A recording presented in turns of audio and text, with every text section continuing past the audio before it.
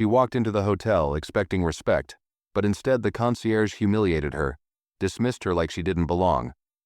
What he didn't know? The woman he just ridiculed was about to own everything he stood on. Days later, she returned, not as a guest, but as the new owner of the entire hotel chain. And her first move? Firing him on the spot.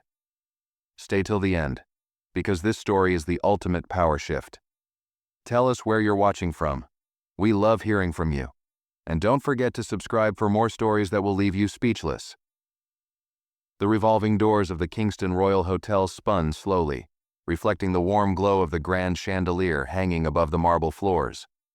The air inside smelled of expensive cologne, polished wood, and fresh-cut flowers, a scent reserved for the kind of places where wealth dictated welcome. Guests glided through the lobby, dressed in tailored suits and designer dresses, their voices hushed yet filled with the kind of certainty that came from knowing they belonged. She stepped in quietly, unnoticed at first. An elderly black woman, dressed in a deep navy coat, her silver-streaked hair neatly pinned back.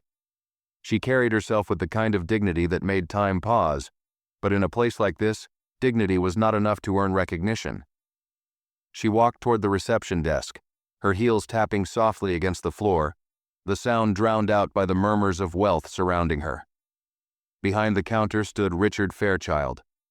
He had been Kingston Royal's concierge for years, wearing his authority like a second skin. His uniform was crisp, his posture impeccable, his smile tight and practiced. He had mastered the art of hospitality that came with a price tag, welcoming those who looked the part and dismissing those who did not. When he saw her approaching, his expression flickered. Just for a second. Long enough for judgment to take root. She stopped at the desk, standing tall despite the weight of years resting on her shoulders. Before she could speak, Richard leaned forward slightly, lowering his voice just enough to make sure his words wouldn't carry beyond her ears.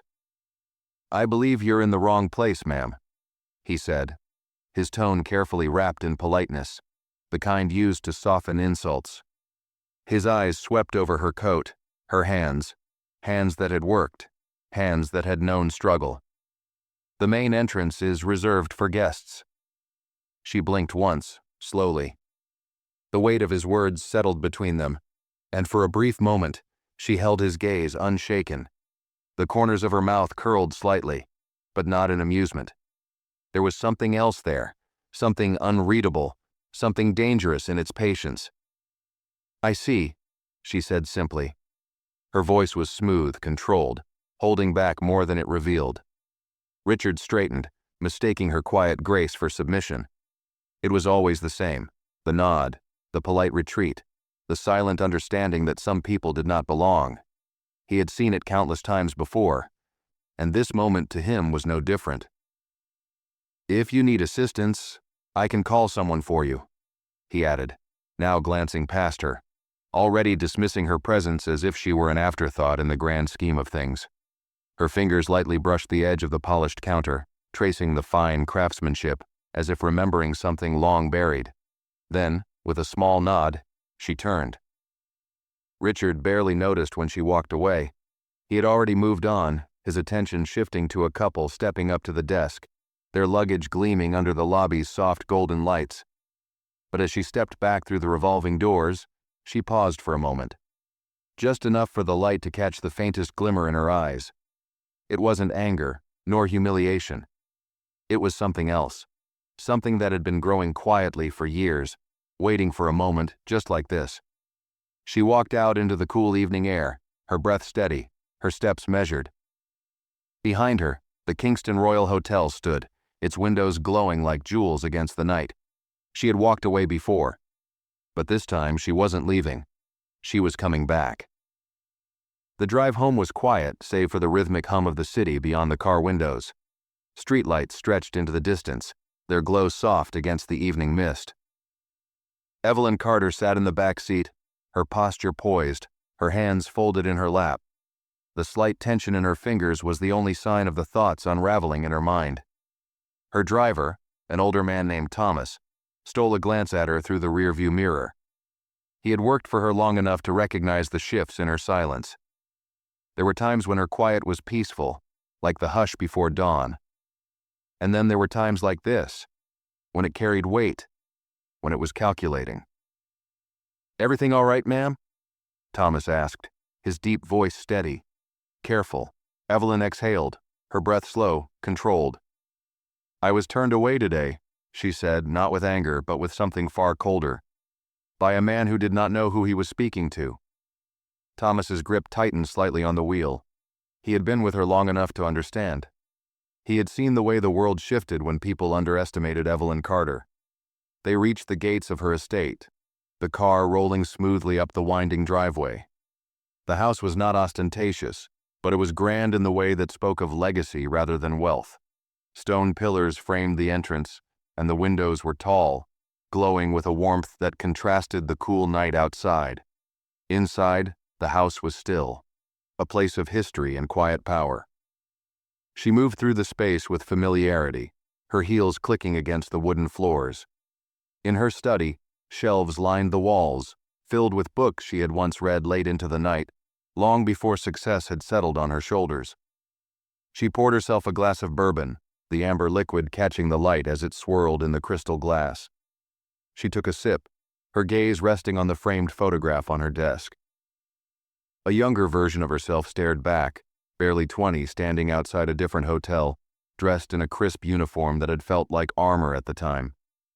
She remembered the long nights scrubbing floors, the ache in her hands after hours of folding bedsheets to perfection.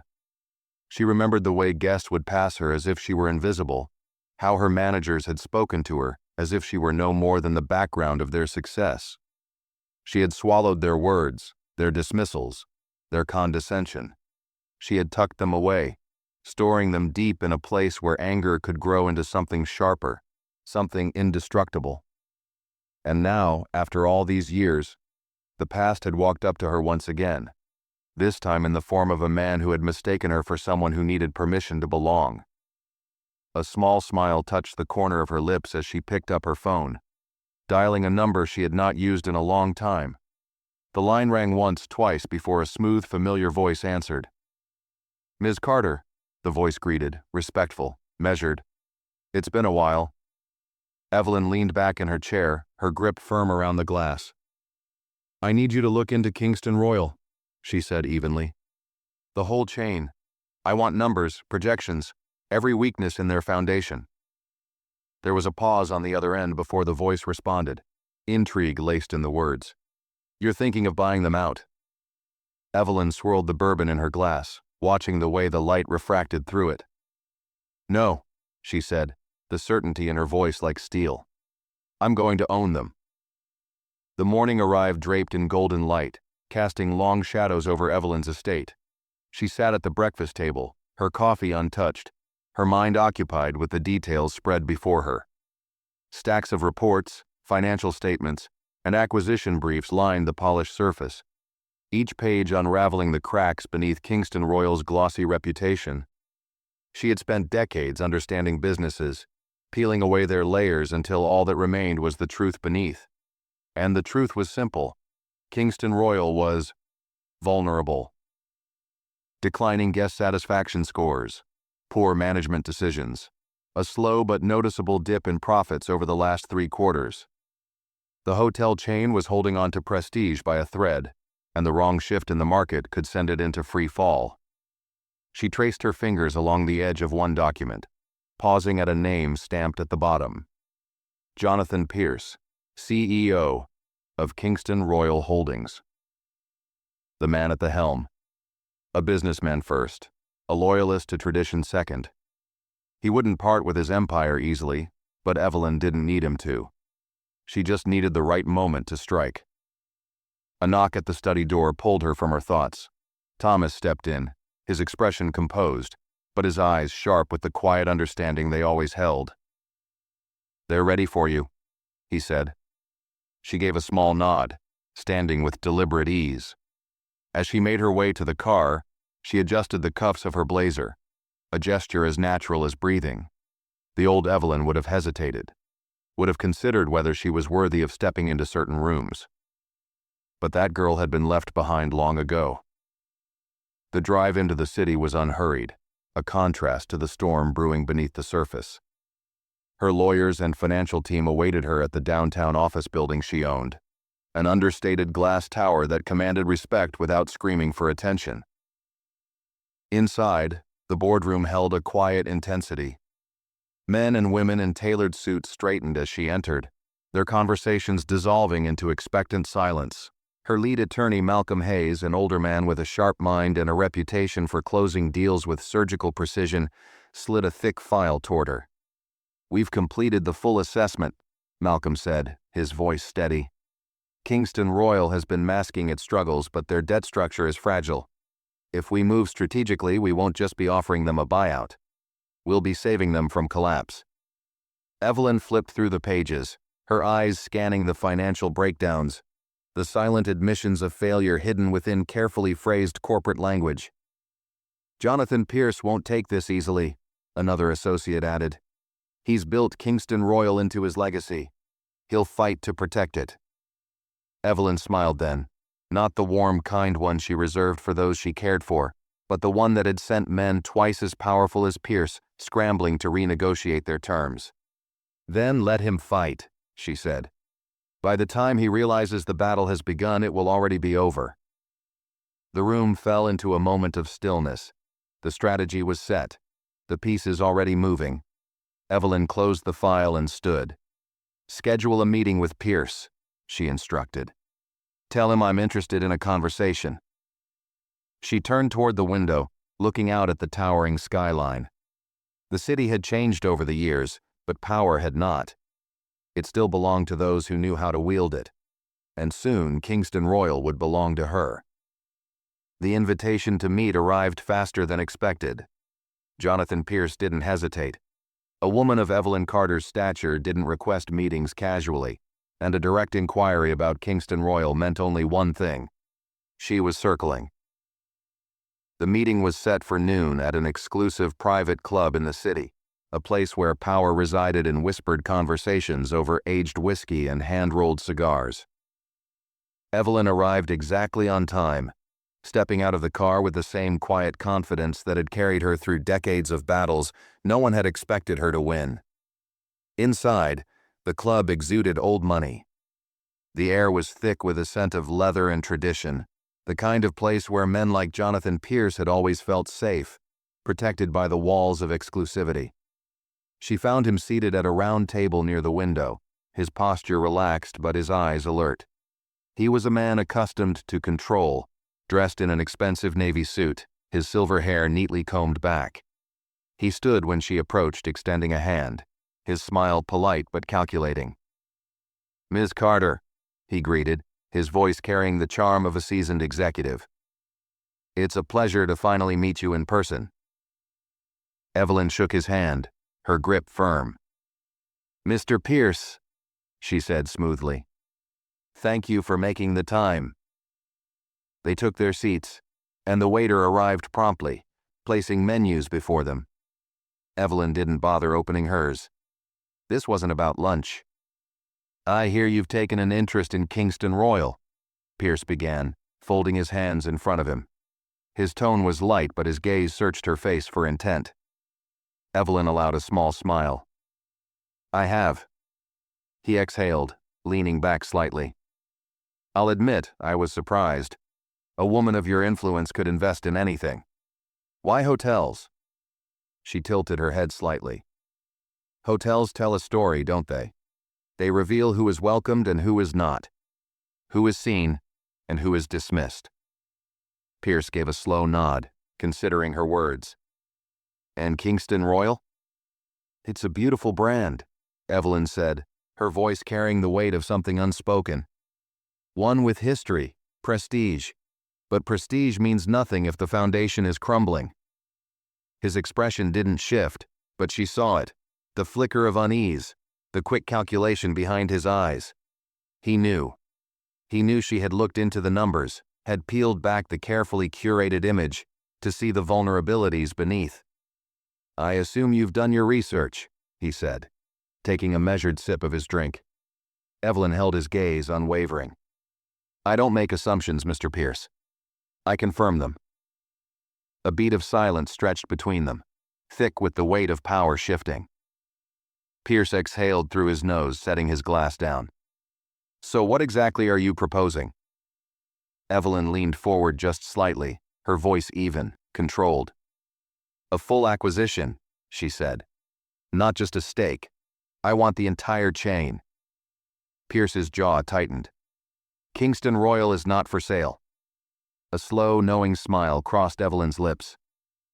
"Everything is for sale, Mr. Pierce. It just depends on how much pressure is applied." Pierce exhaled sharply, shaking his head. "You think you can just walk in here and take what I built?" Evelyn lifted her glass, the amber liquid swirling lazily inside. "I don't need to take anything," she said. "You'll hand it to me yourself, because you know what I know. Kingston Royal is running out of time." He stiffened, but she continued, her tone soft, almost kind. "I'm offering you an exit," she said. "One that leaves you with dignity and a legacy intact. But if you force me to take another route, well, I imagine it won't be as pleasant." Pierce's fingers curled slightly against the table, his face unreadable. He was a businessman, and businessmen understood leverage. Evelyn had it. He knew it. He exhaled, his voice lower now. "And if I refuse?" Evelyn placed her glass down gently, the sound barely audible. She didn't raise her voice. She didn't need to. "Then I'll let the market do what it does best," she said simply. "Swallow the weak." The weight of her words settled between them. Pierce looked away for the first time that afternoon. He knew what was coming. He had seen it before, and now he was the one on the wrong side of inevitability. Evelyn took one last sip of her drink, savoring the moment. "I'll give you time to think," she said, standing smoothly. "But not too much. We both know you don't have it." She turned without another word, walking out of the club with the same calm she had entered with. Behind her, Jonathan Pierce sat motionless, staring at the city beyond the glass, knowing full well the walls of his empire were closing in. The days that followed were filled with silence, but Evelyn knew better than to mistake it for surrender. Jonathan Pierce was a man who had spent decades controlling the chessboard, and he would not go down without maneuvering every last piece in his arsenal. She expected resistance. What she didn't expect was how quickly it arrived. It began with whispers in the financial circles. Kingston Royal's stock showed an unusual spike in activity, suggesting someone was quietly buying shares. Investors were being courted, old alliances being rekindled. Evelyn recognized the strategy immediately. Pierce was calling in favors, trying to rally support to block her acquisition. A lesser opponent might have panicked. Evelyn merely smiled. She sat in her office, the city skyline stretching before her in streaks of golden light and shadow. Across from her, Malcolm Hayes flipped through a stack of documents, his expression as unreadable as ever. "He's fighting back," he said, "trying to secure private investments to boost liquidity. He thinks if he can stabilize Kingston Royal's finances, he'll shut you out." Evelyn reached for her cup of tea, blowing gently over its surface before taking a sip. "What do we have on his debt structure?" she asked. Malcolm slid a document toward her. "He's leveraged heavily," he said. "More than he should be. His biggest vulnerability is the refinancing deal coming up in a few weeks. If the bank sense instability, they'll tighten terms. That's where we press." Evelyn tapped a single finger against the paper, her mind already moving 3 steps ahead. "Start making calls," she said. "We'll make it clear to every financial institution that Kingston Royal is no longer a safe investment. I want uncertainty rippling through the market. Let the pressure build." Malcolm gave a knowing nod. He had worked with her long enough to recognize the moment before the storm. Later that evening, Evelyn attended a charity gala, a high-profile event where New York's elite gathered to congratulate themselves under the guise of philanthropy. She moved through the room with practiced ease, exchanging pleasantries, listening more than she spoke. She caught sight of Jonathan Pierce across the room, his laughter a little too loud, his grip on his whiskey glass just a little too tight. He was putting on a show. She let him. As the evening wore on, she found herself near a cluster of investors deep in conversation. Their hushed voices carried just enough for her to hear. Kingston Royal's valuation isn't what it used to be. If Pierce can't secure the funding, Carter's playing the long game. If she applies enough pressure. Evelyn met one of their gazes and offered a polite smile. He hesitated, then nodded in silent acknowledgement. The tide was turning. By the time she returned home, a message was waiting on her phone. A number she recognized. Jonathan Pierce. She listened to his voice, calm but taut, as he spoke in measured tones. "Miss Carter," he said, "let's talk." Evelyn set the phone down and took a slow sip of her tea. She already had him exactly where she wanted. The meeting was set for the following afternoon, this time in neutral territory, a private conference room in one of the city's premier law firms. It was the kind of space where billion-dollar deals were brokered behind frosted glass doors, where reputations were both built and dismantled over polished mahogany tables.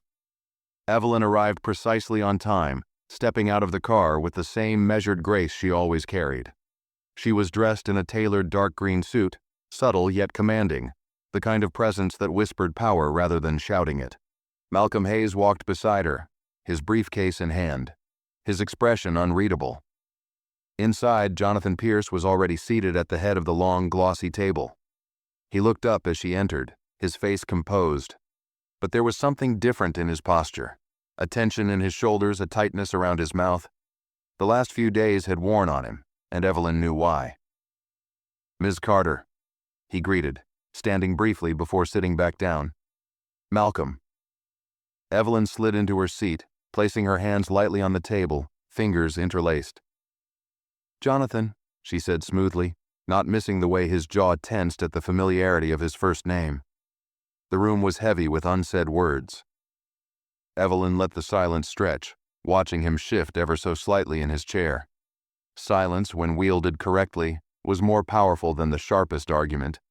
Pierce finally exhaled, adjusting his cufflinks. "I assume you've been keeping an eye on the market." Evelyn tilted her head slightly, feigning curiosity. "I keep an eye on many things."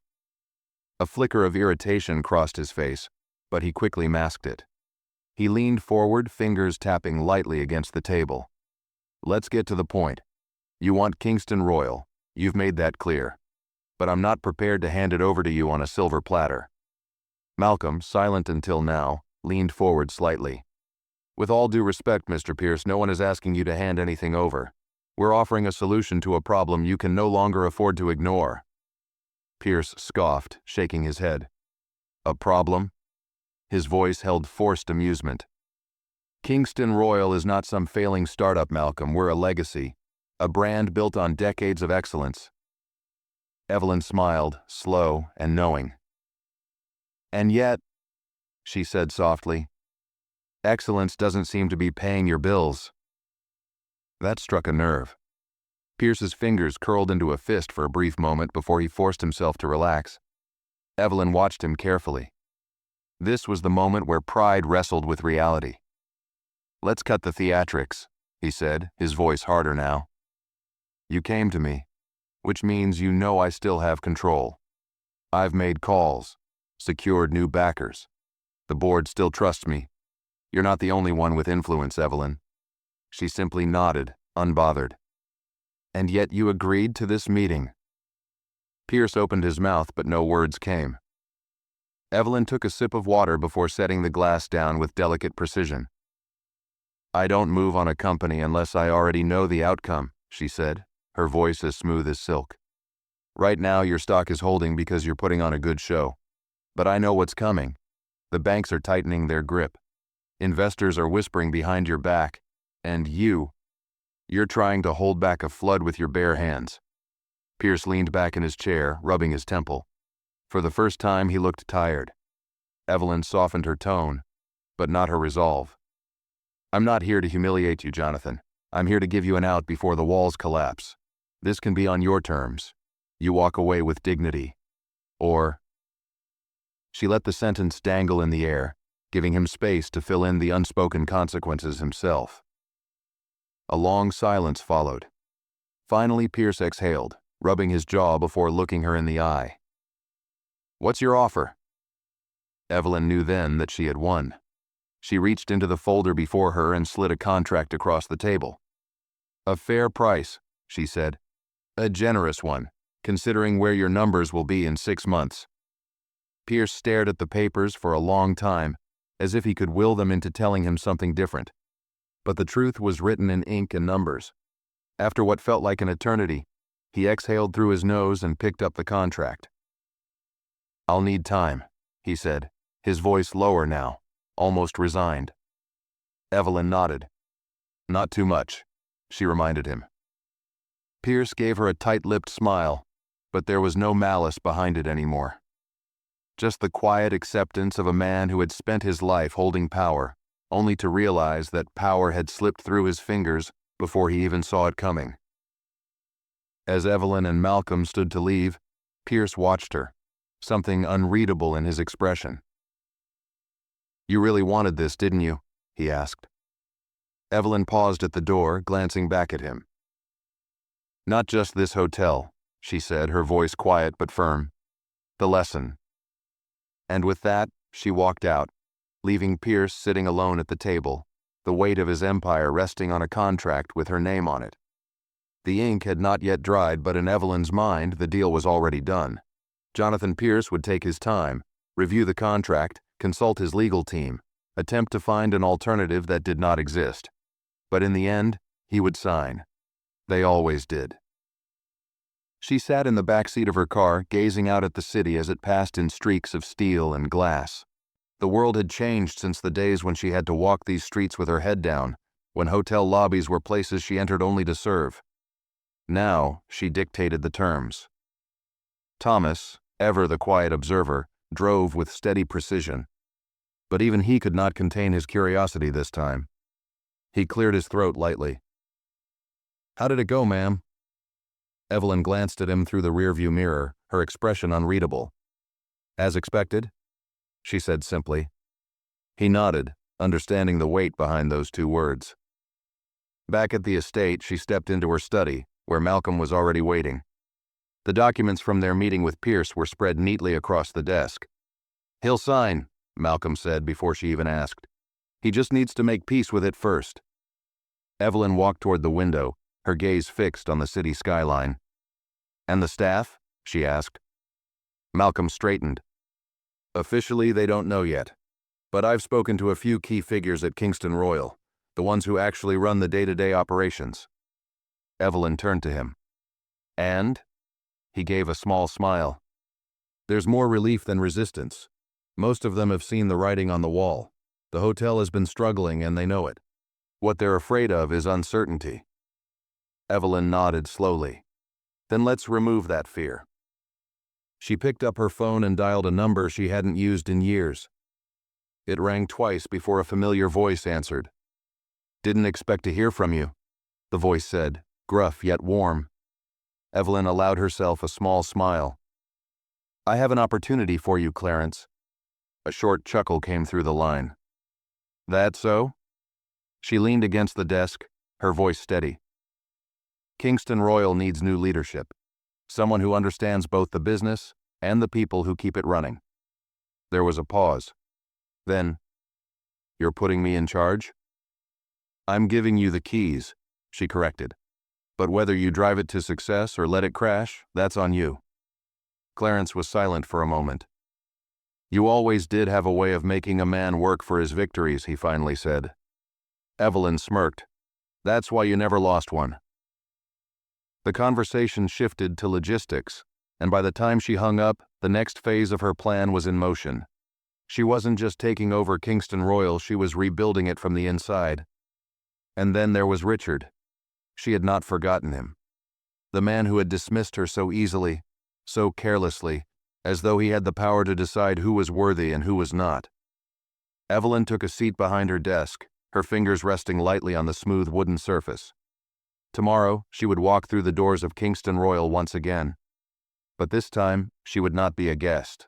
This time, she would be the one giving orders. And Richard Fairchild was about to learn what happened when you underestimated the wrong woman.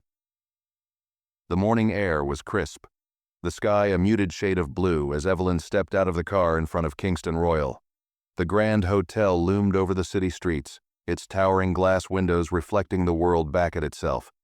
But today, it no longer belonged to Jonathan Pierce. Today, it belonged to her. She adjusted the lapels of her coat and took in the sight before her, letting the moment settle deep into her bones. This was not just a business acquisition. This was history folding in on itself, an old wound closing, a silent victory decades in the making. Inside the lobby, the morning rush was in full swing. Guests checked out, bellhops bustled back and forth, and front desk attendants greeted new arrivals with their polished smiles. And there, in the center of it all, stood Richard Fairchild. He hadn't noticed her yet. He was too busy speaking to a younger employee, his tone sharp, impatient. "Efficiency, Michael," Richard was saying, his voice laced with irritation. "I shouldn't have to explain every little thing to you. Learn the job or find another." Michael, barely out of his 20s, swallowed hard and nodded, his hands gripping the sides of the cart he was pushing. Evelyn watched the exchange with quiet intensity, her face unreadable. Then Richard turned, and their eyes met. For a brief moment, there was no recognition. She saw it in the way his expression remained neutral, in the way his polished hospitality instincts kicked in automatically. "Good morning, ma'am," he said, his voice carrying the same empty politeness as before. Evelyn tilted her head slightly. "Good morning, Mr. Fairchild." It took a second, maybe two, but then it happened. The slight furrow of his brow, the narrowing of his eyes, the subtle shift in his stance as his mind caught up with his memory.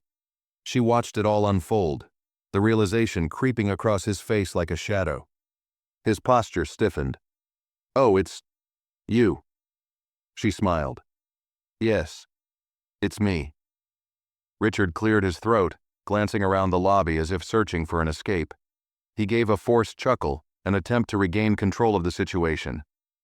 I hope everything is to your satisfaction today." Evelyn took a slow step forward, lowering her voice just enough that only he could hear her. "Much better than last time," she said. The color in Richard's face shifted, a slight pink creeping up his neck. "I apologize if there was any misunderstanding before," he said, choosing his words carefully. Evelyn let the silence linger. She could feel the weight of it pressing against him, feel the way he struggled to maintain composure. Then, as if on cue, the hotel manager approached, one of the few senior staff members who had already been briefed about the transition. His face held barely concealed nervous energy as he looked between Evelyn and Richard. "Mr. Fairchild," the manager began, his voice tight with unease. "Could you step into my office for a moment?"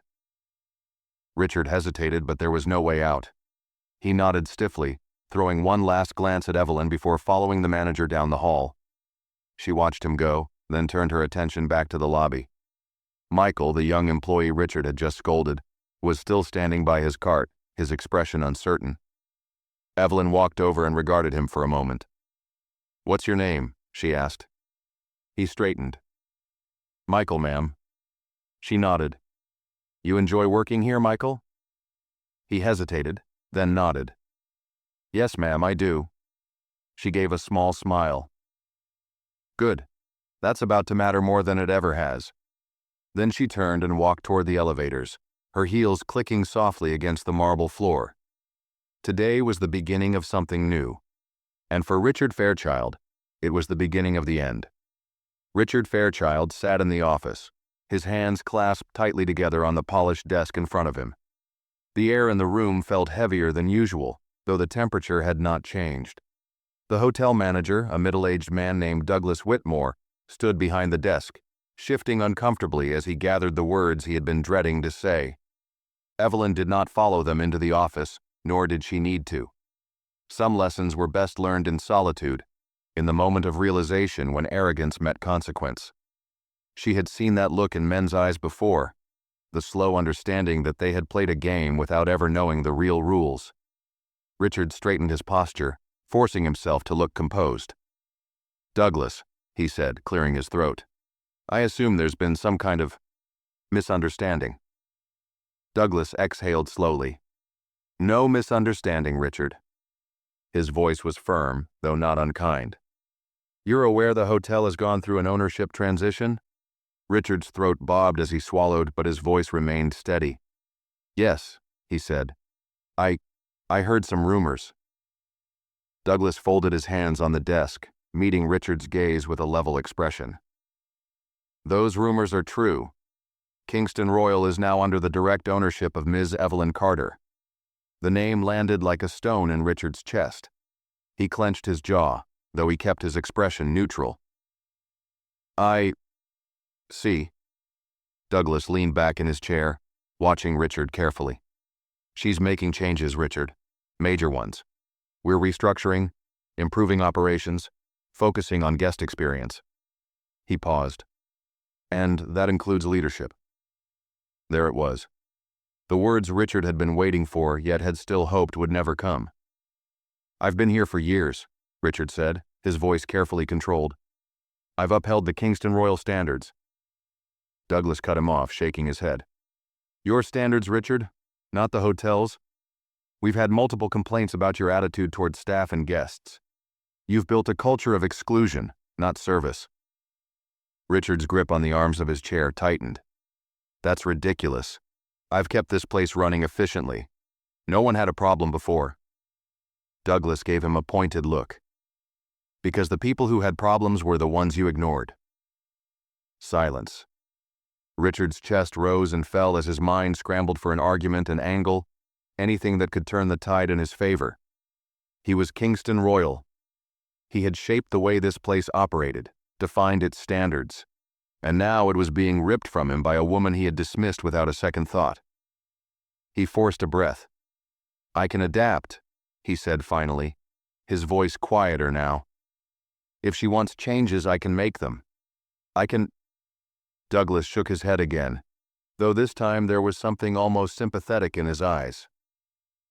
It's not about that, Richard. Ms. Carter has already made her decision. The words felt final, unmovable.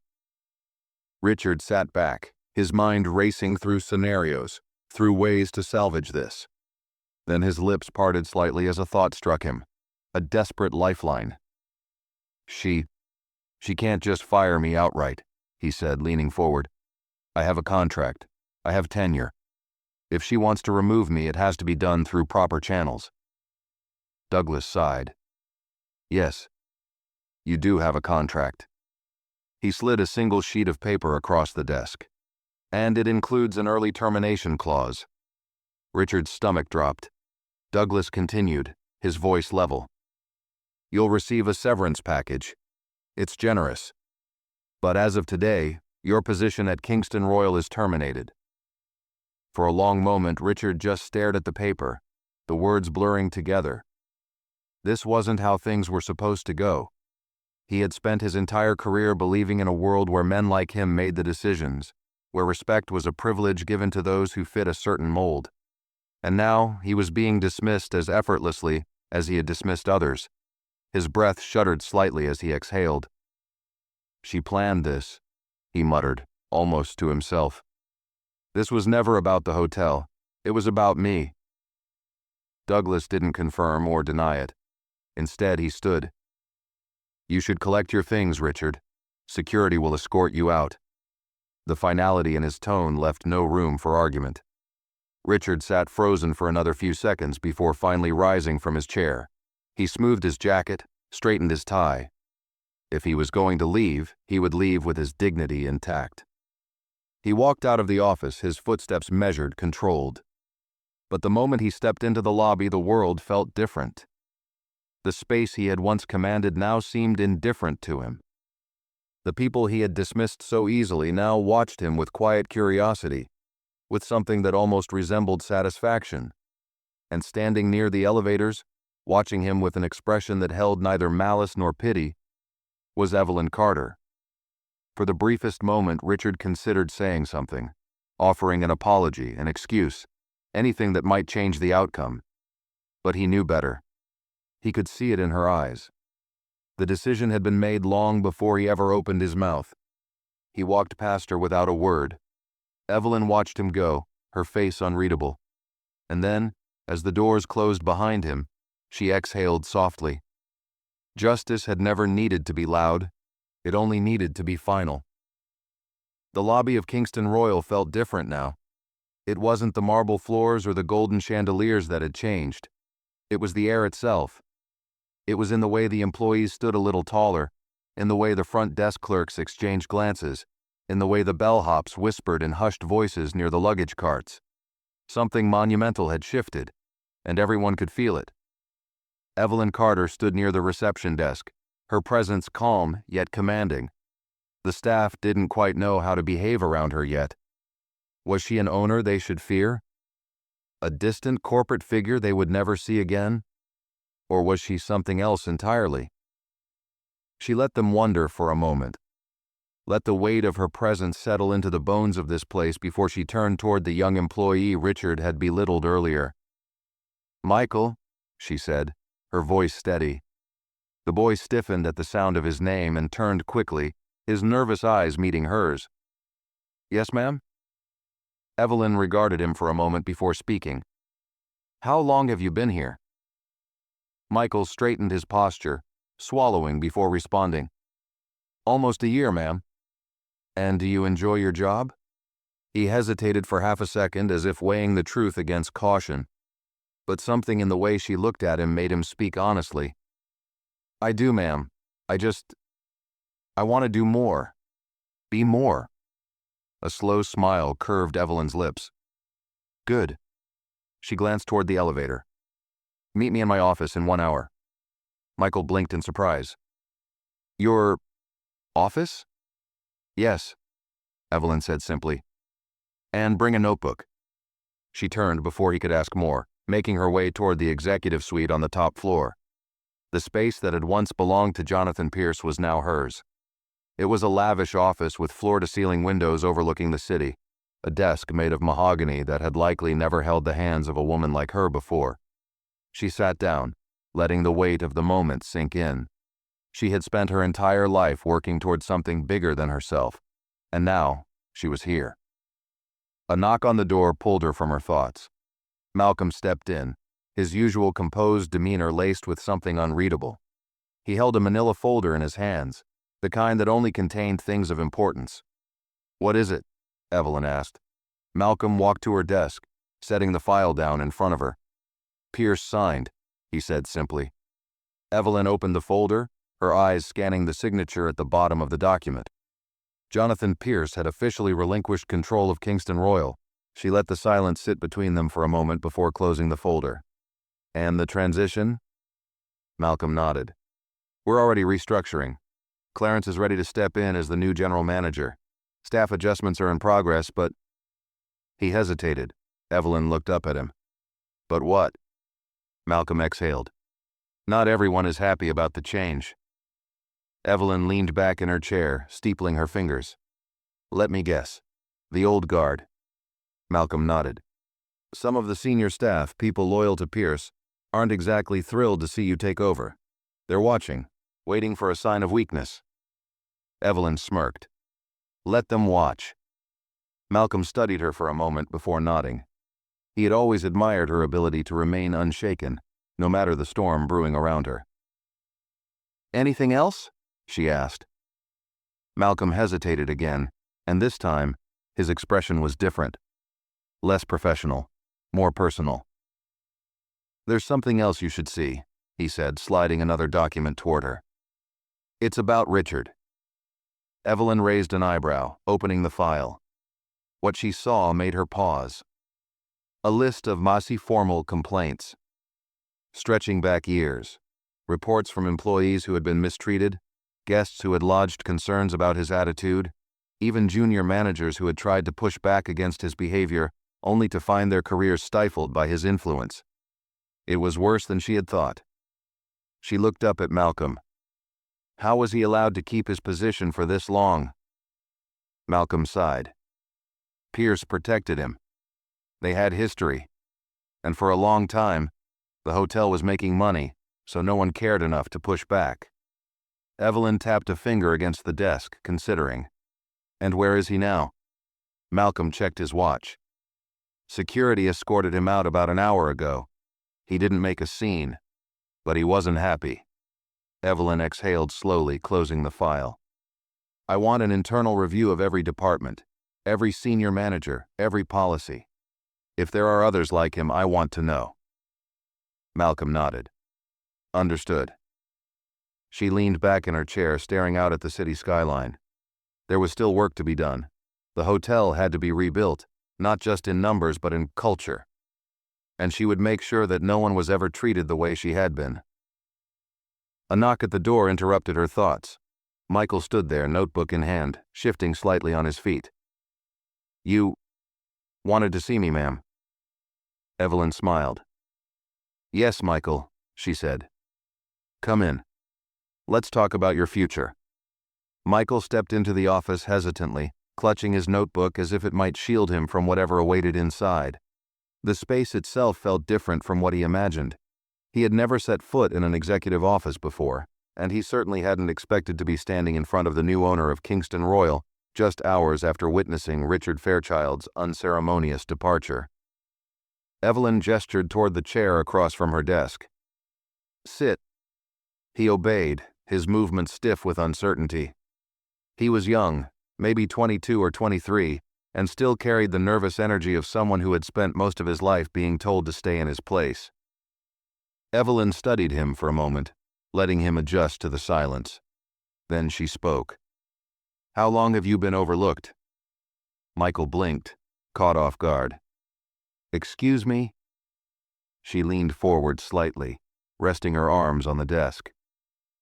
You hesitated when I asked if you liked working here. And when Richard spoke to you earlier, you barely pushed back. That's not just about today, is it? Michael lowered his gaze to his hands, his fingers tightening around his notebook. No, ma'am. His voice was quieter now. I guess I'm just used to it. Evelyn nodded. She had seen too many people like him, bright, hardworking, but afraid to ask for more than what they had been given. What do you want, Michael? She asked. His head snapped up, eyes wide with surprise. I don't know, he admitted. I mean, I always thought maybe one day I could... He stopped himself, exhaling. I guess I never really thought about it seriously. People like me don't get promoted in places like this. Evelyn smiled, but there was something firm behind it. They do now. Michael's eyes widened slightly. Ma'am? She tapped a manicured finger on her desk. I read your file before you came up here. You've been at this hotel for nearly a year. You've never been late, never called out sick. You're quick, polite, and you learn fast. She paused. But you've never been given a chance to move up. Michael swallowed hard. No, ma'am.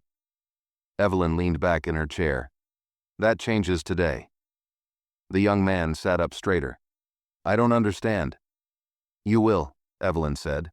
Starting now, you'll be part of a management training program. I want you shadowing the best department heads in this hotel. Learning operations, guest services, everything. Michael's mouth opened slightly, his notebook slipping in his grip. Are you serious? Evelyn's eyes glimmered with amusement. Would I waste my time calling you up here if I wasn't? His breath hitched. But why me? She held his gaze. Because when I walked into this hotel, I saw a version of myself in you. The weight of her words pressed into the space between them. Michael blinked rapidly, his fingers tightening around the pages of his notebook. I don't know what to say, he murmured.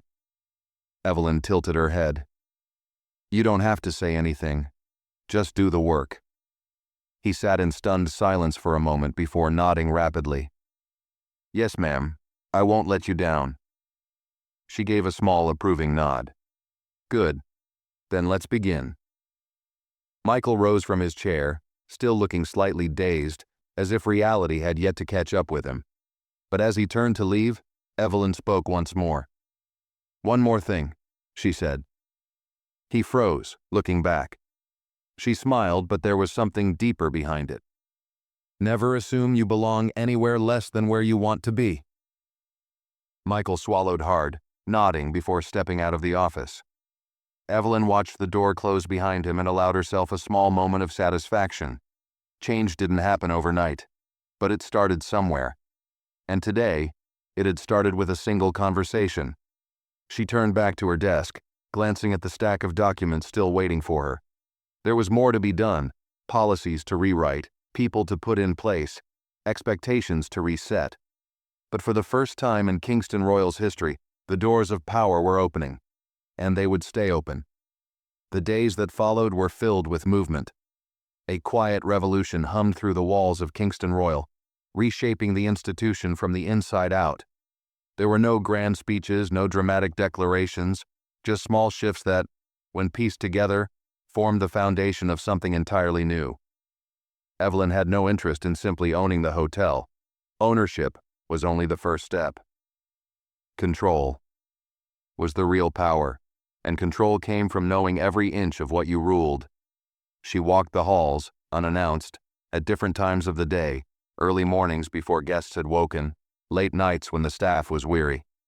She watched, she listened.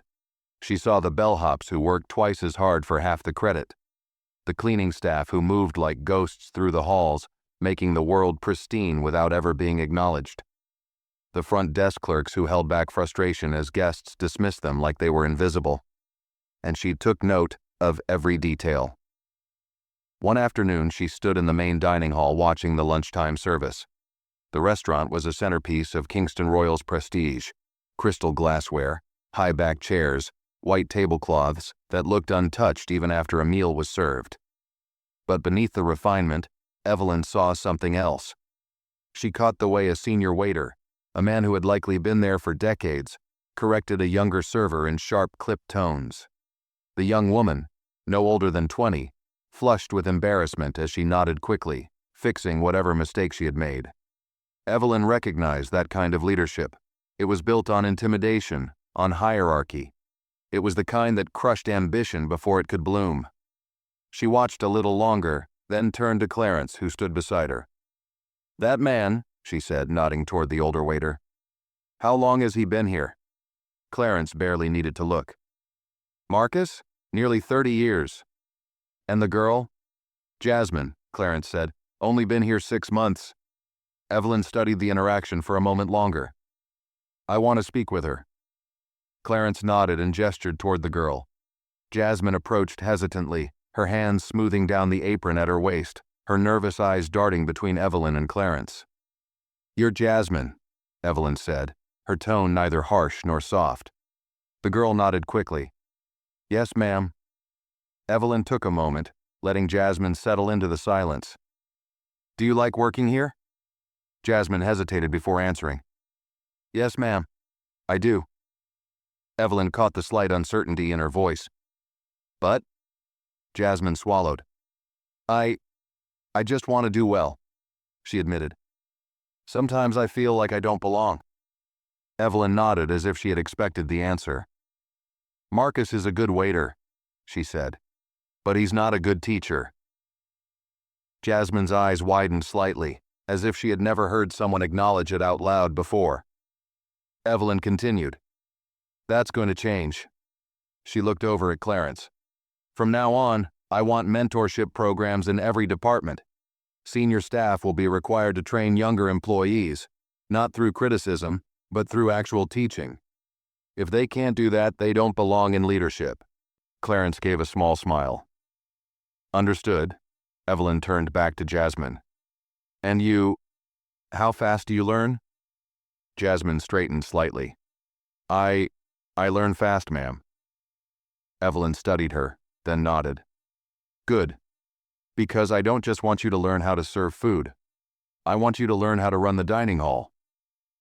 Jasmine's lips parted in shock. "Run?" "Ma'am, You're going to shadow the restaurant manager," Evelyn said simply. "Starting tomorrow. Watch how everything operates. Learn the numbers. Understand the flow of service. If you're good, we'll talk about the next step." Jasmine blinked rapidly, nodding before she had even fully processed the offer. "Thank you, ma'am," she said quickly. Evelyn gave a satisfied nod. "You'll do well, Jasmine. Just remember, when someone tries to make you feel small, it's because they're afraid of how big you might become." Jasmine looked as if she might cry, but she steadied herself, offering a firm nod before returning to work. Clarence chuckled beside Evelyn. "You're going to turn this whole place upside down." Evelyn smiled. "No, Clarence. I'm going to turn it right side up." But not everyone welcomed change. As the days passed, Evelyn sensed the undercurrents of resistance. She saw the way certain senior staff members whispered behind closed doors, how some of them greeted her with tight, polite smiles, their eyes filled with something they didn't dare voice out loud. It wasn't unexpected. Power shifts were never clean. One evening, as she reviewed reports in her office, Malcolm entered with a carefully neutral expression. "We have a problem," he said, setting a document in front of her. Evelyn picked it up, scanning the words. It was an anonymous complaint, not from a guest, but from within. The letter accused her of dismantling Kingston Royal's traditions, of replacing experience with unqualified hires, of lowering the standards that made this hotel great. Evelyn set the paper down slowly, looking up at Malcolm. "Who sent this?" Malcolm shook his head. "No name attached, but we have a strong suspicion it came from within upper management. Someone who was loyal to Pierce, someone who doesn't like the way things are changing." Evelyn wasn't surprised. "Let them write letters," she said coolly. "I don't care about opinions. I care about results." Malcolm hesitated. "This isn't just an opinion, Evelyn. Whoever wrote this, they're trying to turn the board against you." A flicker of amusement crossed her face. "They think they can oust me?" Malcolm exhaled. "It wouldn't be easy. You own controlling shares, but if they can create enough noise, if they can convince investors that you're making risky decisions, they could challenge your leadership." Evelyn leaned back in her chair, considering. She had expected resistance, but she had underestimated how bold it would be. She tapped a finger against the desk. "Find out who wrote it," she said finally, "and then arrange a board meeting." Malcolm nodded, standing to leave. Before he reached the door, Evelyn spoke again. "And Malcolm?" He turned back. "Yes?" She smiled, slow and deliberate. "Tell them I'll be delighted to remind them who owns this hotel." Evelyn had won battles before, but this was different. Now, she wasn't just fighting for herself.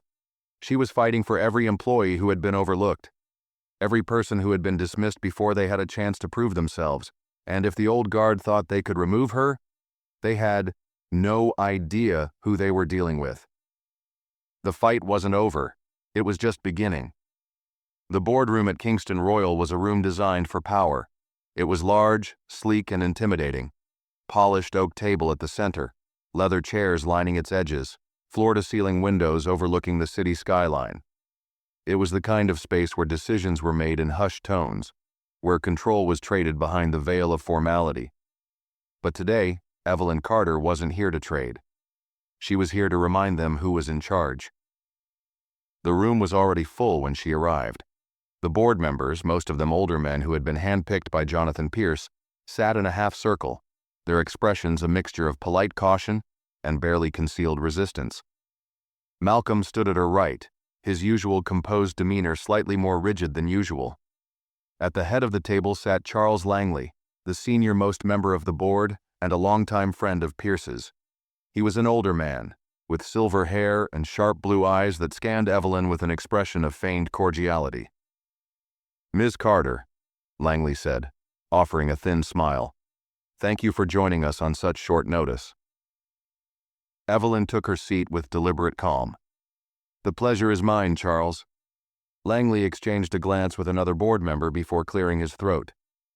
"We called this meeting to discuss some concerns that have been raised about the direction Kingston Royal is taking under your leadership." Evelyn leaned back slightly, her fingers resting lightly on the table. "By concerns, you mean complaints?" Langley gave a slow nod. "Yes.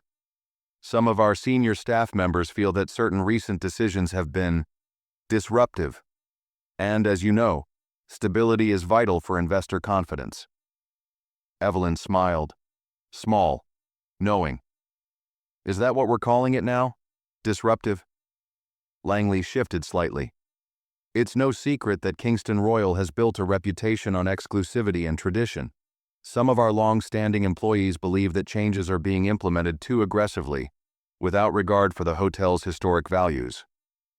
Evelyn let the silence stretch before responding, her voice as smooth as glass. Let me ask you something, Charles. What exactly are these historic values we're protecting?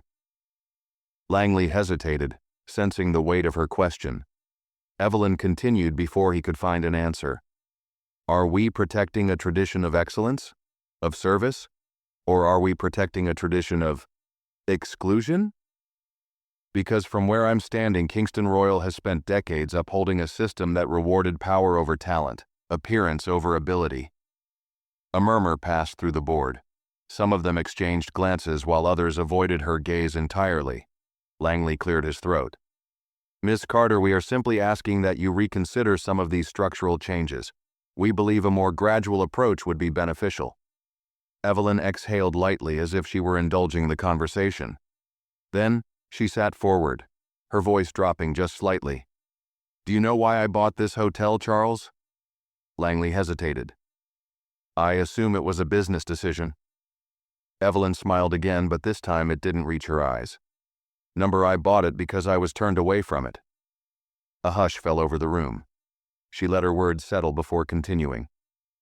I was dismissed at that front desk as if I were invisible. Not because I didn't belong, but because a man believed I didn't. Her gaze swept across the table. That moment was not unique. It has happened to hundreds of people before me, and if I don't do something about it, it will happen to hundreds after me. Langley shifted uncomfortably. I understand your personal— No, Evelyn interrupted, her tone suddenly sharp. You don't. Langley fell silent. Evelyn glanced at Malcolm, who wordlessly slid a file across the table. Langley hesitated before opening it, his eyes scanning the contents. These, Evelyn said, tapping the folder, are complaints from employees spanning the last 10 years. Reports of mistreatment, promotions denied without cause, staff members fired for reasons that had nothing to do with performance. She leaned back, and the majority of these cases, they were ignored. Langley set the file down, his fingers tightening slightly. Evelyn's voice softened, but it lost none of its weight. I'm not here to destroy Kingston Royal. I'm here to fix what's been broken for decades. And if that makes some people uncomfortable, then so be it. Silence stretched through the room. Then Langley exhaled, leaning back slightly. And what do you propose? Evelyn placed both hands on the table, her tone steady. A full internal review. Every department, every policy. We're restructuring the leadership system to ensure merit-based promotions. We're implementing mentorship programs, and we're enforcing new standards for staff treatment. Langley frowned. That's a significant change. Evelyn smiled, this time with genuine amusement.